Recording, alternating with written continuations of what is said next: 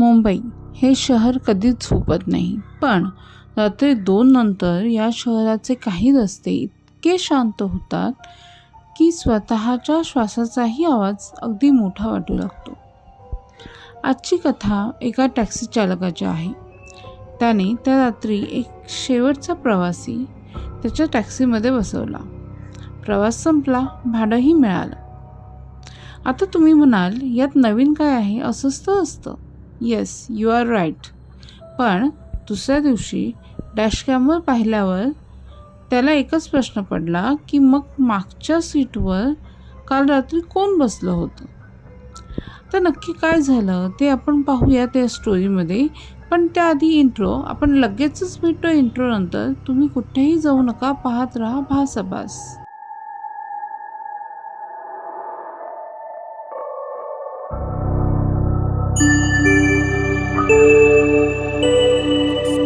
नमस्कार, मी सावली. तुमच्यासोबत घडलेल्या अनाकलनीय घटना इथे आपण शेअर करतो, कारण काही घटना आपल्यासोबत घडतात, पण काही कारणांमुळे आपण त्या शेअर करत नाही. तुमचे न शेअर झालेले अनुभव इथे शेअर करता यावेत यासाठी हा चॅनल आहे. इथे तुमची प्रत्येक गोष्ट खरी मानली जाते आणि प्रेझेंट केली जाते, आणि त्यासोबत तुमच्या रहस्यमय अनुभवांमागचा सायकोलॉजिकल अँगल समजून घेण्याचा मी प्रयत्न करते. आजची गोष्ट मला आपल्या भासाभासच्या ईमेलवर आली आहे. ईमेलसोबत 3 गोष्टी होत्या. एक म्हणजे डॅशकॅम व्हिडिओ, दुसरी म्हणजे कॅबमधला ऑडिओ रेकॉर्डिंग, आणि तिसरी म्हणजे फक्त एक ओळ. ती ओळ अशी होती, जर शक्य असेल तर मला सांगा, त्या रात्री मी खरंच कोणाला घरी सोडलं होतं. मी आधी व्हिडिओ पाहिला, मग ऑडिओ ऐकला, आणि शेवटी मी त्या टॅक्सी चालकासोबत फोनवर जवळपास 20 मिनटं बोलले. तो म्हणाला, ती जागा फेमस आहे जिथे मी पॅसेंजरला सोडले, त्यामुळे शक्यतो त्या जागेचं नाव सांगू नका. सो आपण जागेचं नाव अवॉइड करतोय. तर ही कथा आहे इरफानची.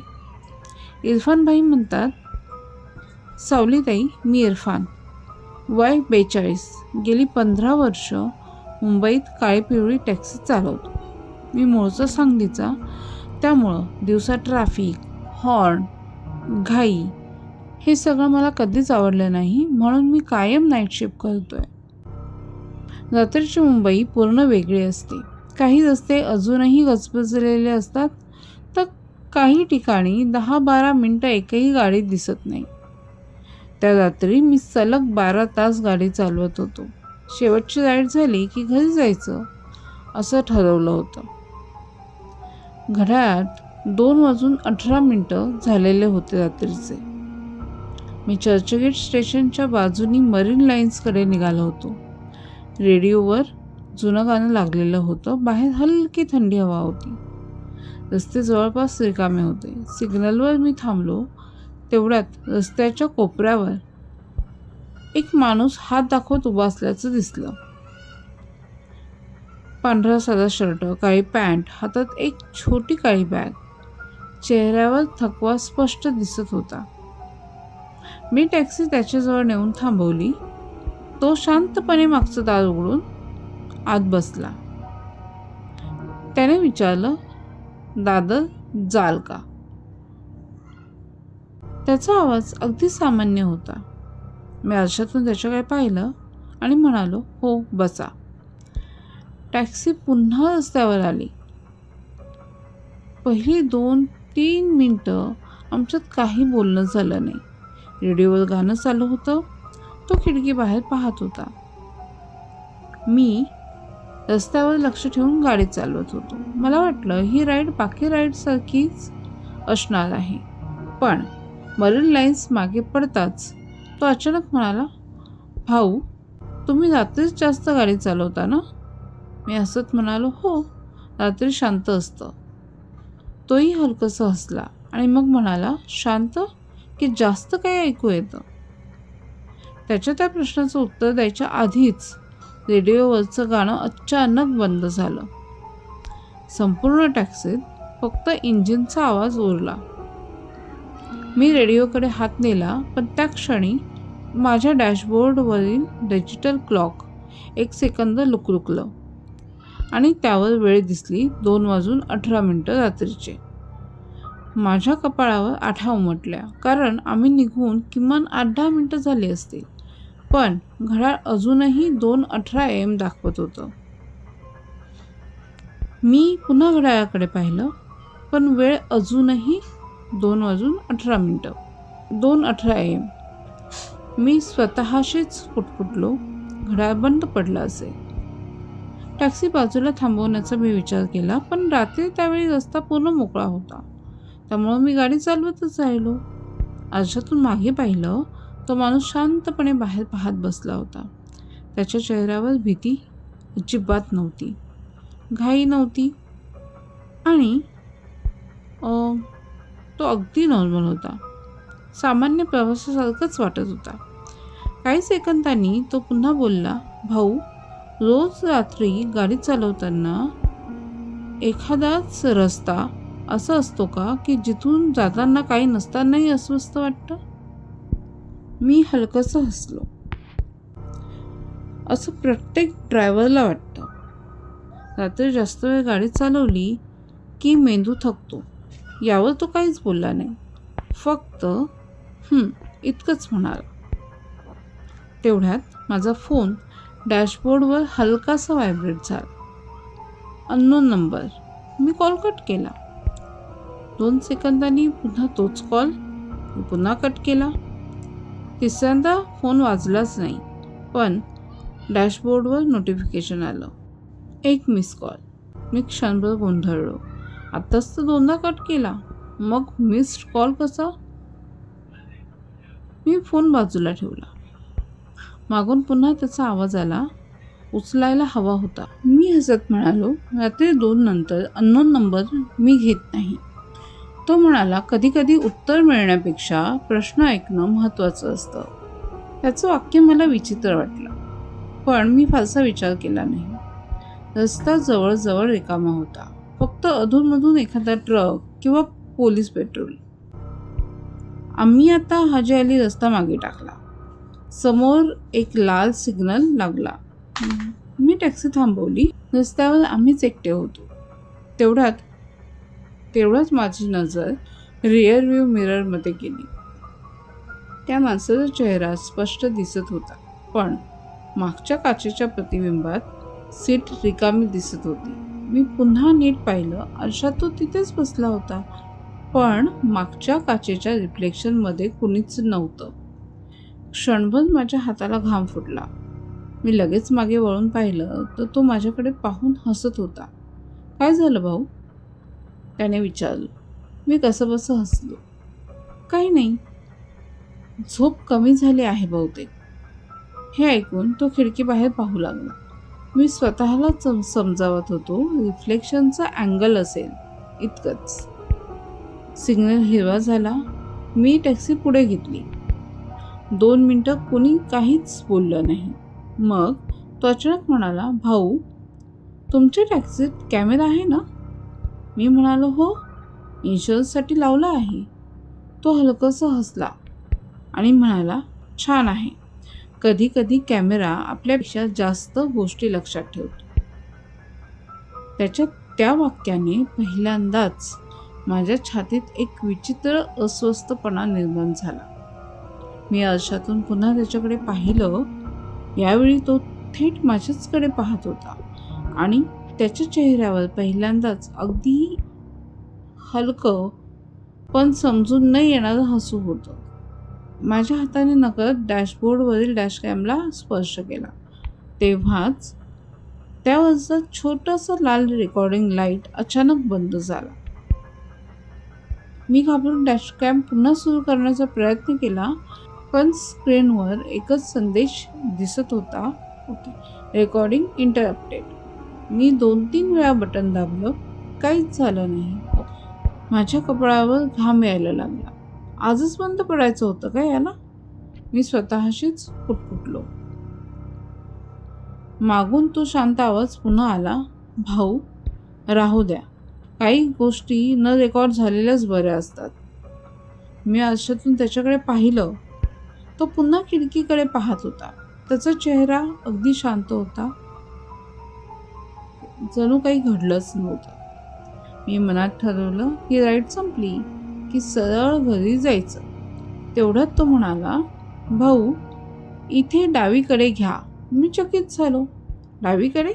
त्या रस्त्याने दादरला जाण्याची गरज नव्हती. मी म्हणालो, या रस्त्याने गेलो तर थोडा मोठा फेरा पडेल. तो अगदी शांतपणे म्हणाला, मला माहिती आहे, पण मला हाच रस्ता आवडतो. रात्री जवळजवळ 2:30 वाजता वाद घालण्यात काही अर्थ नव्हता. मी टॅक्सी डावीकडे वळवली. रस्ता आणखीन शांत झाला. दोन्ही बाजूला जुन्या इमारती, काही दुकानं बंद, अधूनमधून एखादा कुत्रा, बाकी संपूर्ण शांतता. माझ्या लक्षात आलं, मागचे 10 मिनिटे एकही दुसरी टॅक्सी किंवा एकही रिक्षा, एकही माणूस या रस्त्यावर दिसला नाही. अचानक तो म्हणाला, भाऊ तुम्हाला आठवतं का, आज रात्रीचा तुमचा पहिला प्रवासी कोण होता? यावर मी सहज उत्तर दिलं, एक डॉक्टर होते. हॉस्पिटलपर्यंत सोडलं त्यांनी. तो लगेच म्हणाला, नाही, तुमचा पहिला प्रवासी मीच होतो. मी हसलो. काय साहेब, मी संध्याकाळपासून 5-6 राईड केल्या आहेत. तो काही बोलला नाही, फक्त खिडकीबाहेर पाहत राहिला. माझ्या मनात मात्र त्याचं वाक्य अडकलं.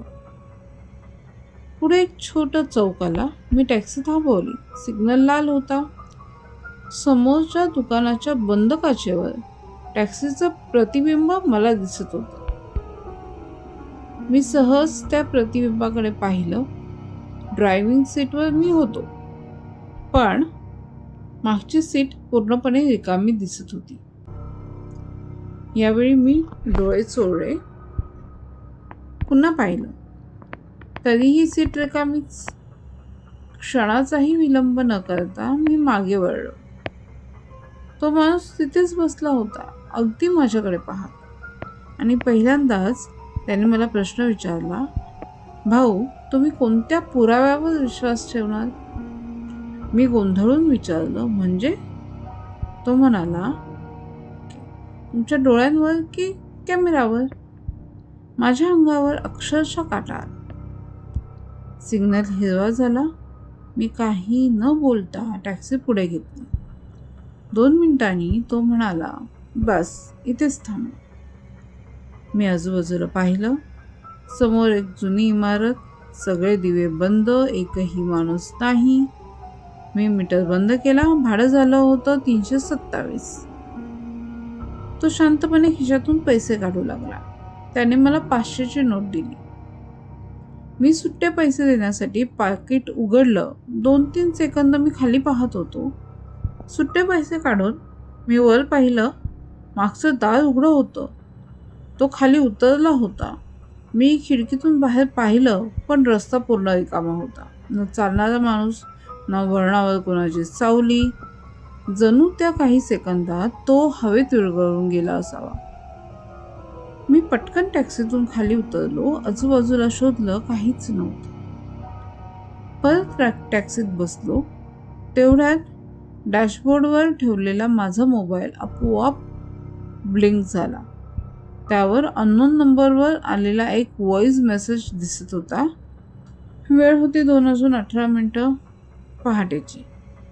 मी तो मेसेज उघडण्यासाठी स्क्रीनला स्पर्श केला आणि त्या क्षणी डॅश कॅम स्वतःच सुरू झाला.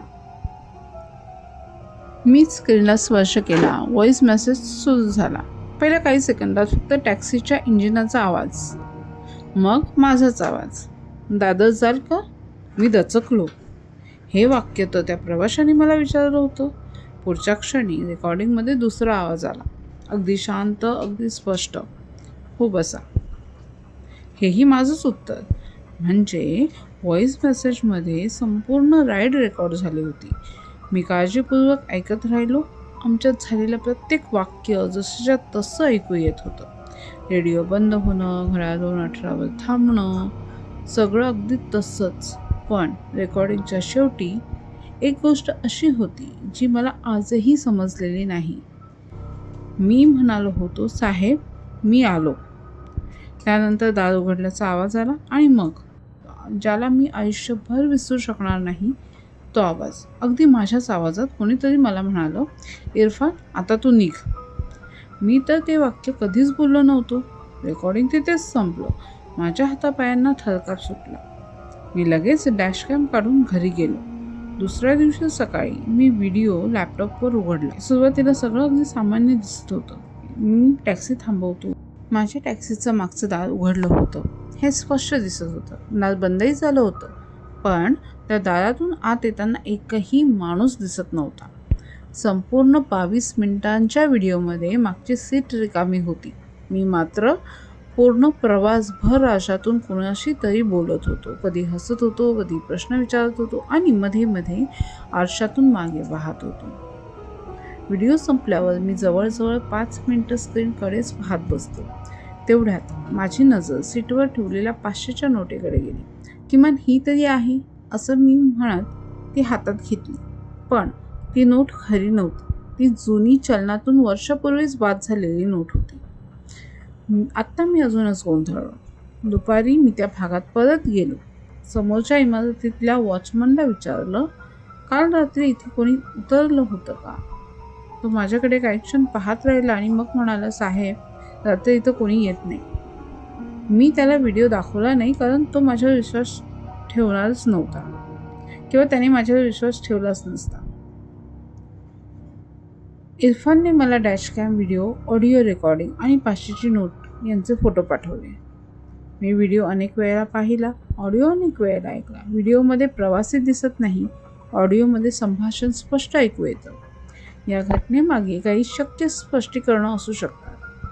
दीर्घकाळ झोप न मिळणं, रात्री सतत वाहन चालवणं, तीव्र मानसिक थकवा यामुळे काही लोकांना ऑडिटरी आणि व्हिज्युअल परसेप्शन डिस्टर्बन्स अनुभवास येऊ शकतात. म्हणजे काही क्षणांसाठी नसलेल्या व्यक्तींशी संवाद असल्याचा अनुभव अशा व्यक्तींकडून तयार केला जाऊ शकतो, असं वैद्यकीय साहित्यात नोंदवलं आहे.